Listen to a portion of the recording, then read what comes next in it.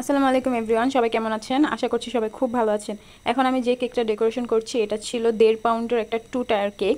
1.5 pound হলেও এটা মানে করার পর 1.5 পাউন্ডের বেশি হয়ে গেছে, প্রায় 2 পাউন্ডের কাছাকাছি হয়ে গেছিলো। তো কি আর করার, এরকম হোমমেড কেক সবসময় বেশি হয়ে থাকে। হোমমেড কেক আপনাকে 1 পাউন্ডে 454 গ্রাম হয়ে থাকে, তো 454 গ্রাম কখনোই পাবেন না। 1 পাউন্ড কেক না হলেও 600 গ্রামের ওপরে হয়ে থাকে। তো এই জন্যই হোমমেড কেকের প্রাইসটা একটু বেশি হয়ে থাকে। তো যাই হোক, এখন আমি এই কেকটা ডেকোরেশন করছি। কেকটাকে আমি আগের দিন পুরো ক্রিম দিয়ে কভার করে, এখানে আমি 3টা কালারের ক্রিম ইউজ করেছি। তো এখানে পুরো সুন্দর করে আমি ফিনিশিং দিয়ে রাত্রিবেলা রেখে দিয়েছিলাম। এখন আমি সকালবেলা কেকটাকে ডেকোরেশন করছি।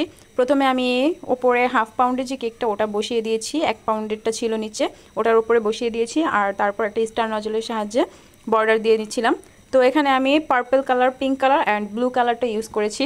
যেহেতু কেকটা আমাকে বলেছিল একটু কালারফুল করে দিতে, আমাকে কোনো ডিজাইন দেওয়া হয়নি। একটা ভাইয়া অর্ডার করেছিল তার মেয়ের জন্মদিনের জন্য। ভাইয়াটা সবসময় আমার কাছ থেকে কেক নিয়ে থাকে, আর এই কেকটা আমাকে বলেছিল যে তুমি তোমার মতো করে দিও, একটু কালারফুল করে দিও। তো এই জন্য আমি চিন্তা করলাম যে এইরকম একটা থিম করা যাক, একটা মার্মেড থিমের মতো। আমি এই কেকটা আগে কখনো করিনি, এইবারই প্রথম। অনেক দিন ধরেই চিন্তা করছিলাম এরকম একটা কেক বানাবো, এরকম একটা থিমের মধ্যে কেক বানাবো। তো যেহেতু বার্থডে গার্ল ছিল এই জন্য আমি এই কেকটাই চুজ করলাম। তো আলহামদুলিল্লাহ ভাইয়া কেকটা খুবই পছন্দ করেছিল, আর যার জন্য কেকটা অর্ডার করেছিল সেও খুব পছন্দ করেছিল, মানে বার্থডে গার্ল, সেও খুব পছন্দ করেছিল আলহামদুলিল্লাহ। তো আমি স্যাটিসফাইড, কারণ আমার নিজের মতো করে একটা ডিজাইন করেছি, এটা পছন্দ হয়েছে ভাইয়ার এবং সবার পছন্দ হয়েছে। এবং আলহামদুলিল্লাহ কেকের রিভিউ খুব ভালো ছিল। ভাইয়া সবসময় আমার কাছ থেকে কেক নেয় আর সবসময় খুব ভালো ভালো রিভিউ দেয়, খুব সুন্দর সুন্দর রিভিউ দেয়। আর এগুলো সব আমার কাছে ইন্সপিরেশন, এই ইন্সপিরেশনের জন্যই আমি আরও সামনে এগিয়ে যেতে পারবো। তো যাই হোক, এখানে আমি চকলেট টপারগুলো সব আগের দিন বানিয়ে রেখেছিলাম রাত্রিবেলা। তো এখন আমি জাস্ট সুন্দর করে বসিয়ে দিচ্ছি। আমার কোনো প্ল্যানিং ছিল না, জাস্ট মাথায় যেরকমভাবে এসেছে সেরকমভাবেই ডিজাইন করে দিচ্ছি। আসলে যে কোনো ডিজাইন করতে গেলেই মানে কোনো আইডিয়া থাকে না, করতে গেলে করার পর একটা না একটা ডিজাইন হয়েই যায়। তো এই কেকটা করার সময় আমার এরকমই হয়েছিল।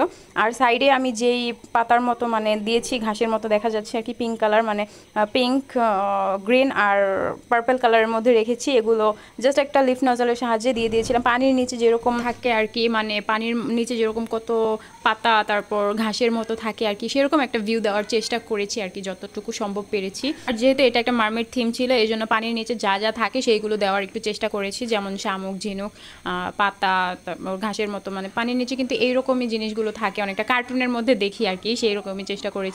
তো যতটুকু পেরেছি করে। প্রত্যেকটা চকলেট টপারও আমি সুন্দরভাবে বসিয়ে দিয়েছি। এখানে কয়েক রকমের চকলেট টপার ছিল, কিছু শামুক, ঝিনুক, কিছু লাভ টপার, কিছু রোজ টপার ছিল, সবগুলোই সুন্দরভাবে বসিয়ে দিয়েছি।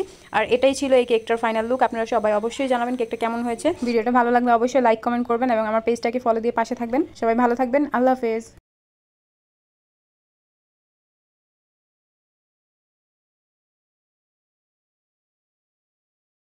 ভিডিওটা ভালো লাগলে অবশ্যই লাইক কমেন্ট করবেন এবং আমার পেজটাকে ফলো দিয়ে পাশে থাকবেন। সবাইকে অসংখ্য ধন্যবাদ ভিডিওটা দেখার জন্য।